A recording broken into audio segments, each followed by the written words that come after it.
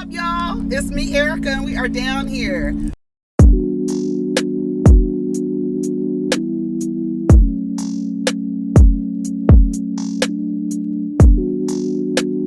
Peace, y'all. Take care of each other. Protect your energy.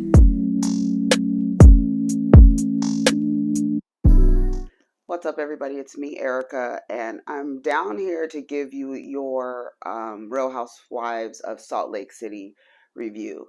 I started to watch it last night. I watched the whole thing. I watch it once and then I take notes. It depends. Sometimes I just watch it once, take notes, and that's it. It depends on how good the episode is. Actually, this episode was actually pretty interesting. A lot of dialogue. I love when they have a lot of dialogue. It wasn't too much activities, being that they were out of town.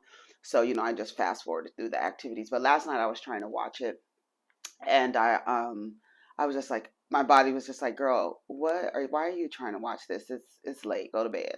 So I was like, okay, let me wake up. And then I realized I had only gotten into like 10 minutes. So I watched the whole thing again this morning, trying to take notes. And so here I am. So we have a few minutes to do this, because I went into another time of what I have to do stuff. So anyways, go ahead and like, subscribe, and comment. Let the diva know you stopped by. And we're down here. So hopefully you can hear me right. All right. So so we start off with I feel so deceived by Lisa Barlow. I think she was meeting with someone. Oh, that's what Lisa Barlow is saying. Okay, they're sitting at the table, and she's saying, I feel so deceived. She starts crying, whatever that is that she does. She starts getting emotional. I don't think it's crying. I don't even know. Okay. I just think she was meeting with someone other than her family. And everybody's like, well, what does Lisa Barlow know?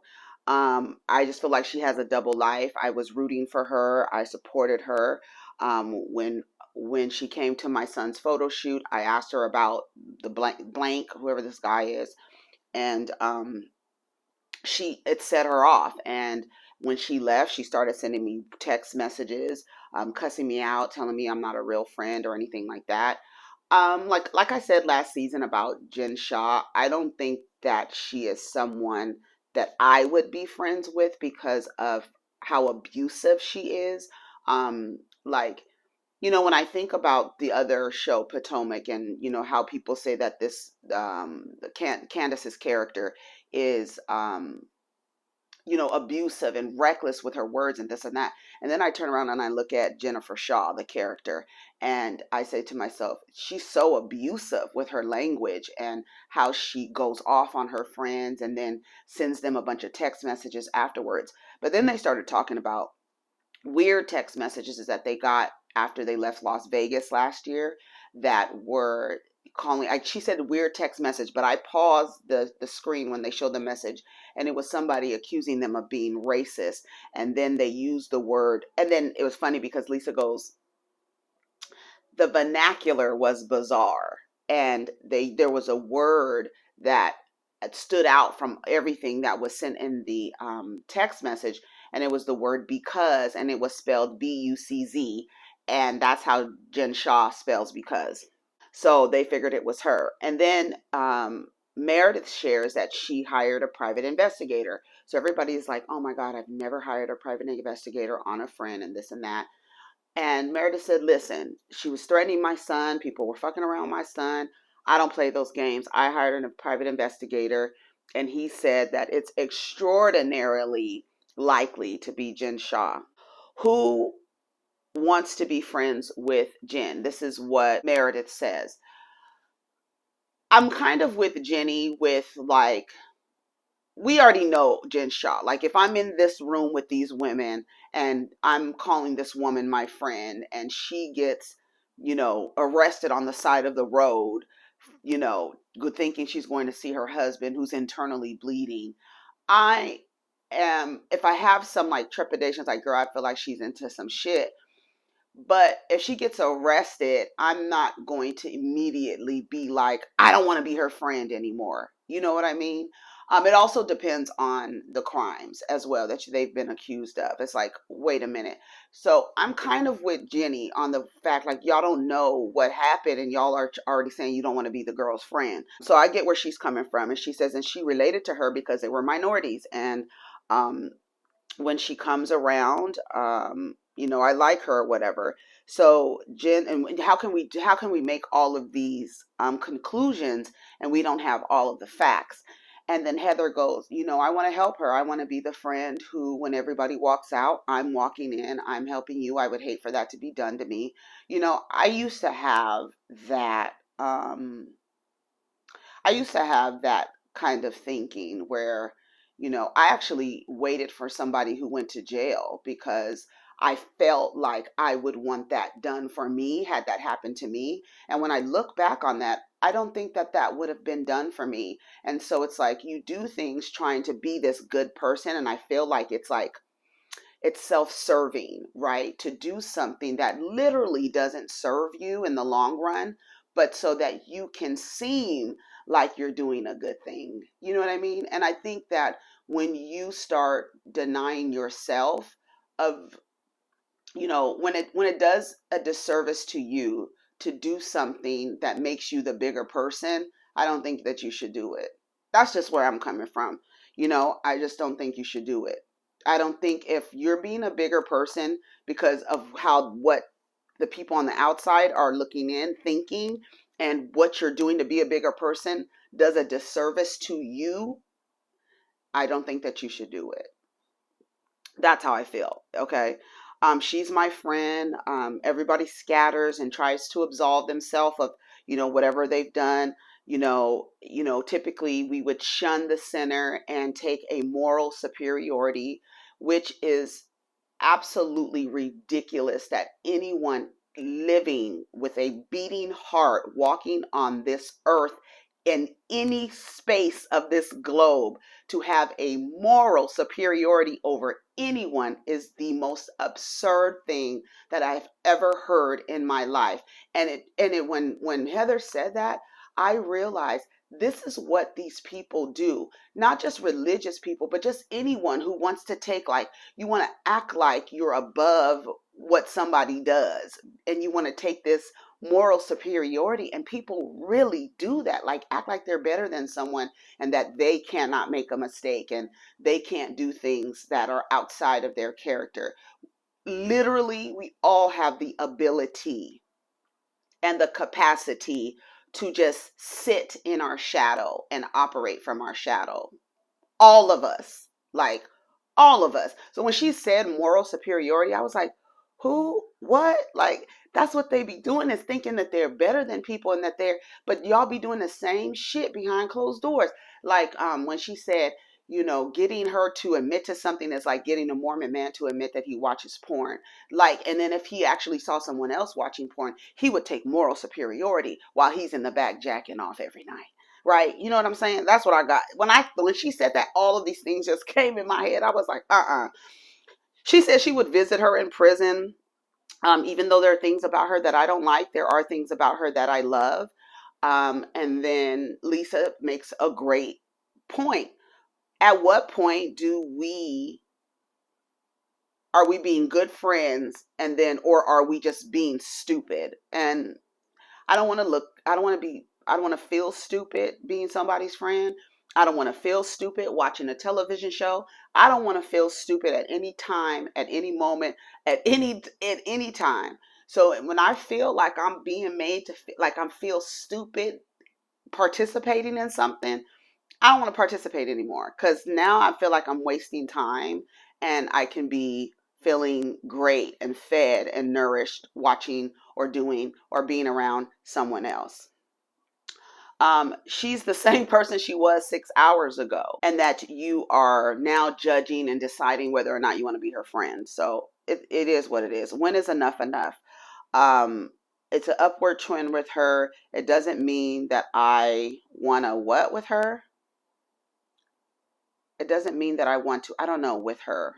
It doesn't mean that I want to make up with her. Yeah, because they were like, I thought you were on an upward trend with Jen. And she says, just because we're on an upward trend doesn't mean that I want to make up with her. And I was just like, that doesn't make sense. That doesn't make sense to me, Meredith, but whatever. She says, we're at zero. She continuously abuses me and slaps me in the face. Why would I show up for her?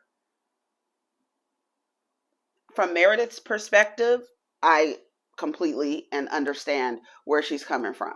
From Jenny's perspective, I completely understand where she's coming from. From Heather's perspective, I think Heather has some work to do with her people pleasing and dishonoring herself in relationships. I felt like that from last season. So while I understand where she's coming from, she is coming from a place where she is like wants people to be her friends, so she's willing to do things that really doesn't serve her. We saw the way she acted last season with Jen. It was just like, girl, how can you allow somebody to talk to you like that, to treat you like that, to go off on you, start yelling at you like that? I could not be friends with someone as abusive as Jen Shaw. Like even like that what she does. And I keep thinking, I don't know why I keep thinking about the character on Potomac, Candace. I keep thinking about how the other characters on the show say that she's reckless, and I'm looking at Jen Shaw like, girl, yeah, y'all would freak out if y'all, if Jen Shaw talked to you the way, if Candace talked to y'all the way that Jen Shaw talks to her cast members. It's really crazy, right? Anyways, Heather says if she's ever going to change, this is going to be the time that she can tap into the potential of who she's going to be. Mary Cosby said that she knew who she was when she saw her, and then I guess everybody was looking crazy. She said, "Oh no, I'm going there," because I guess the cameras are around. It's like, "Are you about to say what you about to say?" Yes, I'm about to go there. She says, "I've never seen it for her. I never trusted her. Never, never, never, never, never. Everything about Jen." And from Mary's perspective, I totally understand where she's coming from too. Totally understand where Mary's coming from. If I was Mary, I wouldn't fuck with Jen Shaw, period. I wouldn't fuck with Jen Shaw based on the mere fact that she thought that she was going to call me out for being racist because I won't stand out, or I'm afraid to walk up to a 7-Eleven because there's other black people hanging out. And for some reason, because they're black, I need to be able to relate to them and therefore want to commune and fellowship with the thugs in front of the 7-Eleven just because I'm black. That's when I would have stopped fucking with Jen Shaw. That's it. You're not going to give me rules on how I navigate my blackness, and you not black. Shut the fuck up. Period. And that's just it. I was clear on who she was. That's what Mary said. Meredith said, Mary and Meredith ain't seen it for Jen Shaw. Meredith said, let me make something clear at this table. I said, and she looked like she was pissed. She was like, let me make something clear. It's finished. I don't want her in my presence. I don't want to be around her. If y'all want to invite her someplace, don't invite me. I'm not playing with that lady. And she was done. The next day they were having breakfast. Dewey talks to Jenny, and he says that, is innocent until proven guilty and this and that. They said something about them having an emotional hangover. Mary makes Whitney makes Mary an egg, and then Mary puts it in the microwave because she didn't see Whitney wash her hands. She was not preparing your egg with her hands, Mary. Mary on this trip was a Debbie Downer. I don't know if I put it online. I put it somewhere. She should have stayed home. She was the worst guest. I was like over her. I was literally over Mary the entire episode. I was like, girl, go home because you are boring. You don't want to drink. You don't want to ice skate. You barely ice skated. You don't want to. You don't want to fall. You don't want to. It's like I don't know. It's too. She's too aware. Like it's just like I don't know. It's not, she's not letting herself go. It's not, there's no, I don't know. It was just, it was not, I was just like, Mary, go home. Um, Meredith and Lisa go outside and they're talking, and she was talking about Mary's cryptic messages, and how it's serious at the church. She's very elusive when she comes to the church. So when people finally see her, they're like thinking, like, oh my God, she's God because she's so elusive. And I like when they showed her church in the first season. I was like, there was people in the like congregation. I was going to say audience. There's people in the congregation crying. Like I was just like, are they crying because of Jesus? Are they crying because of Mary? I don't know. I don't know. People who are really threaded, embedded, and ingrained into their faith. there's nothing that you can do or say. It isn't until they like wake up and then would move accordingly. Um, they had a very strong relationship, her and Cameron. What are you trying to say, Lisa? I'm not trying to say anything. I'm just trying to say they had a strong relationship. He trusted her, felt close to her. And then Meredith says it's very unsettling that I feel like Lisa knows something, but she's not being forthright with me. So it's very unsettling.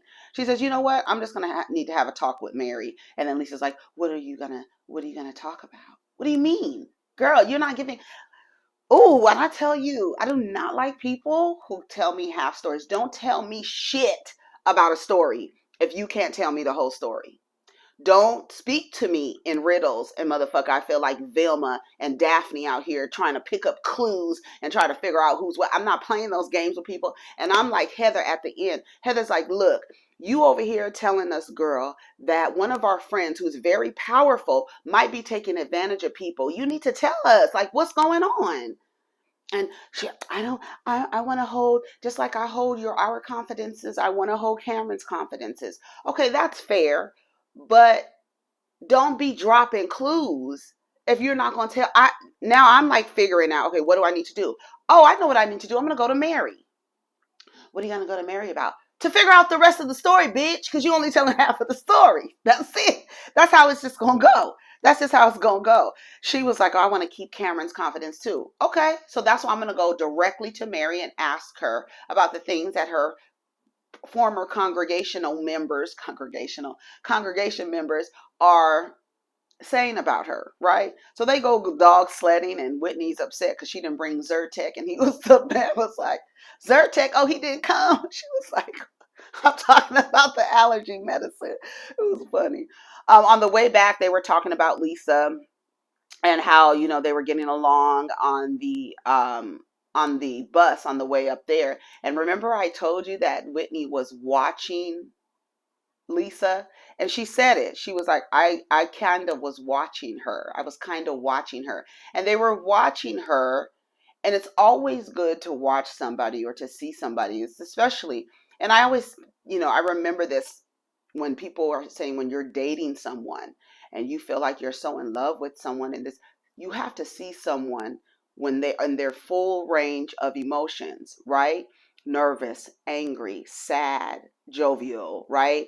um, um, under stress, when stressors come, how do they handle stress? You need to see a person, a human being that you plan on partnering with. I know I took this to partnering, but even in friendship, you need to see someone angry, because we all get angry. It is a natural emotion. It is an emotion that is there for your survival, to show that your boundaries have been crossed and you're angry about it, right? It's natural. It's a natural emotion. Some people don't have the best relationship with anger, with that emotion, but everybody. So you want to see somebody in their full range of emotions. So when she's on this bus under duress and calling the lawyers and stuff, they just sitting there watching her like, okay, I see you calling all your lawyers. You so worried about what it looks like for you, right? And that's what people are in business, right? They're going to be who I'm associated with, right? Birds of a feather. I need to make sure I'm straight. I can understand where Lisa is coming from, but because of their relationship with Lisa, they watching Lisa. And that's what Jenny said. She was like, I feel like they have cloudy judgment with her. But Lisa, she's a person who knows things. And if she doesn't have all of the facts, she doesn't share what she knows. So until you have all the facts, shut your goddamn mouth. That's how I feel. Do not give me pieces of the puzzle if you're not going to give me the rest of the pieces. And I'll put the rest of the pieces together, but give me the pieces, right? If you don't want to tell me, at least give me the pieces and I can put it together. Okay? Okay. So they go shopping and ice skating. Back at the house, Jenny, Heather, and Whitney, they are eating the spread that they had out for them. I love that. What Jenny was like, I feel spoiled. I love it. I love it. I love it. I loved it. I loved it. And they're sitting down outside, and Heather shares that she was raised in Colorado, and her sister lives in Colorado, and she says 5 years ago, if I was in Colorado, I wouldn't have even called my sister. And I judged her for decades. She had that. She's like, I was pretty superior for a long time. I was like, these people really think like that. They really think that their faith and how they operate in life makes them morally superior to another human being. If that is not mental illness, I don't know what is, but I digress. Shout out to the Brooke Ashley. Shout out to the Brooke Ashley, because for real, because girl, we could go through and we could go down another road with that. Anyways, Jen is with her lawyer. Jen Shaw's with her lawyer. She's been charged with wire fraud, money laundering. She pled not guilty. Um, she says that what she's been accused of course, is completely opposite of the person who she is. And the only thing she's guilty of is being nice to people. That's the only thing Jen Shaw is guilty of, y'all, is being nice to people and helping people, okay? Um, she said she thought the call was Sharif. A lot of y'all said, because of the way she answered the phone, hey, baby, she thought it was Sharif.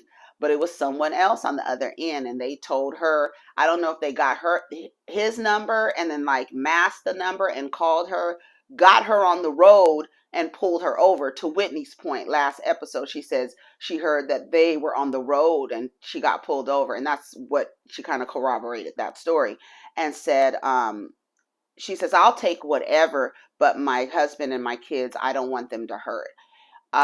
Jen Shaw, if I was your partner, I would think long and hard about continuing a relationship with you. I don't know what kind of relationship Jen Shaw and Coach Shaw have. I can't imagine being in partnership with her just based on how she behaves. It's really,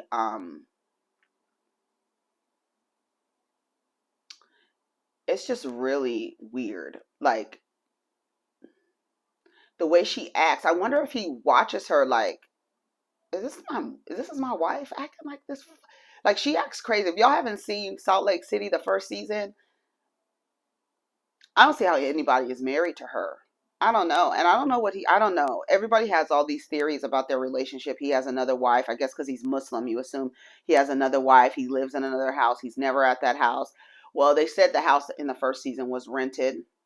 So he was probably at their real house. She probably doesn't want people to see their real home because of the things that she does. hmm That's actually really smart, though. Well, to protect your family in that sense, because we don't believe that that was her house. It was actually rented because she's already moved, right? Um, so they get back and they're having a raclette, right?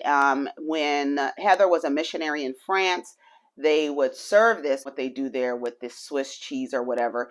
But it says raclette cheese is a Swiss cheese marketed specifically to be used for this dish. It is like they have like, it's, I looked it up. It's like a iron thing where the meat is at the top, and then you put your cheese in these little trays on the bottom, and then you could pour your cheese over your meat or shrimp or whatever. It's like fondue, right? But it's not dipping it in a bowl. It's like this flat iron thing, right? And you stick the little iron, the little cheese things, little puddles, little, I don't know what you call them, little racks of cheese. You put the little thing cheese in, it melts it, and then you put it. Looked so good. It looked good.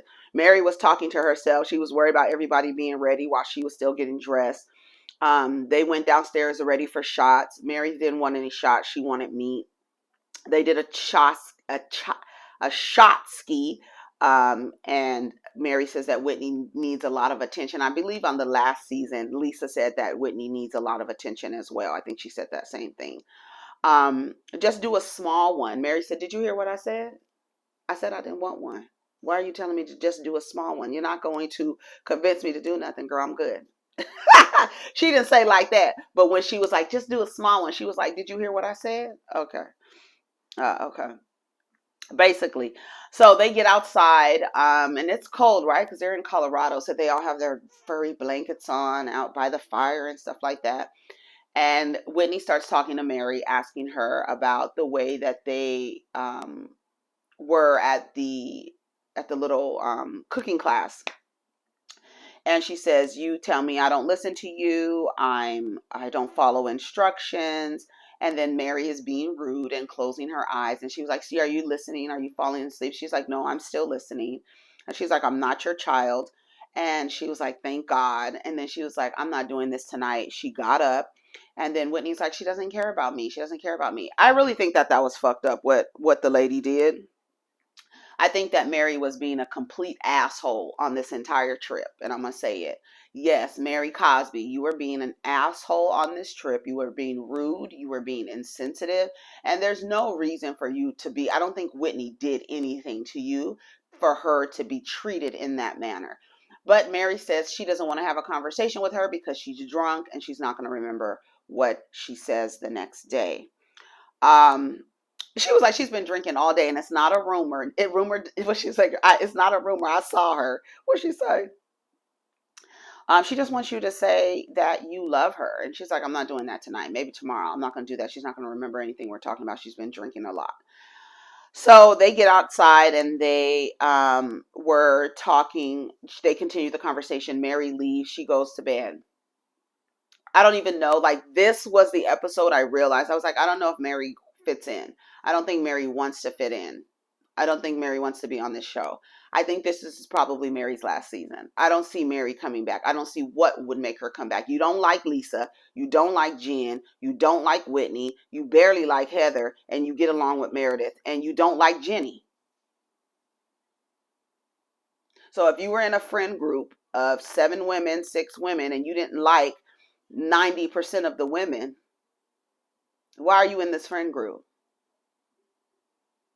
For a check? To be on TV? You already got money. You got a church. People love you already. So why are you here now? What are you trying to promote? Do you have any businesses you're promoting? What are you doing? What are you doing here? That's what I want to know, Mary. What are you doing here? They have questions. I try to protect her about her church. They have questions about Rob Sr. They believe she's God. They're worshiping her. I went to the church. I realized I was being lied to. And then Heather comes with common sense, like, oh, okay, so this is just a disgruntled person from her church, right? Because people go to different churches. They get mad at the pastor. They come back. They get mad at the practitioners. They get mad at the people in the church. They go and they badmouth the church, and then they go to another church, and the people are badmouthing. And to Heather's point, she was like, oh, okay, he's disgruntled and he's just talking, or what? Like, what's up? And then she goes, did you ask him these questions? He told you, wait, where did I go? Wait. They believe in God, worshiping religious trauma. Ask him the questions. He told you. Yeah. So Heather was like, he told you so that you could tell everybody, so that you could warn people, right? If, like, literally, if somebody gives you a warning and then the other people are around that person, are you just going to watch them because, oh, well, you're friends? Are you going to warn them? Like, that's where you got to, like, I know this information about your home girl. I was warned, so I'm modifying my behavior around her. But do you tell the other people around? Or do you wait until you have all the facts and what you said? Because if you're modifying your behavior around the person, obviously you have enough facts in order to do that, right? So are you going to share this with your friends? Or are you just going to watch them experience what this other person told you because you didn't warn them and they didn't have the armor and they weren't ready? Just tell us. Heather said, do we have a powerful friend who is taking advantage of other people? Lisa won't budge. Jenny finally realized this is what they're talking about. Lisa is not telling what is going on. He went through a lot of religious trauma.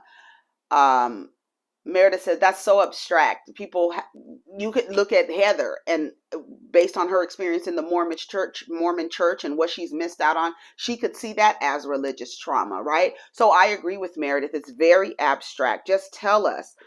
You have a group of women here who already went through a traumatic event with Jen, practically seeing their friend be arrested in front of them. We saw the signs. We ignored them. We protected her. We didn't listen. They were talking about Jen. And she was like, and this is facts. She said, oh, I did have a conversation with Mary. When we went ice skating, I had a conversation with her. And then she says, what are these cryptic messages that I'm hearing about your church and this and that? Mary says, it doesn't matter who tells it. It matters who believes it. And then she said, what church do you know that people don't have negative things to say? Fair enough. Fair enough. Well, what did Cameron said? He experienced extreme religious trauma. Then Meredith, with common sense, she was like, at this point, I feel like the insinuations are actually worse than the truth. So what is it? Like, what's the truth? What is it? You're not going to say anything? And then Lisa finally says that Cameron put up his house and gave Mary $300,000. So that's the religious trauma. I guess she took advantage of them and took their money.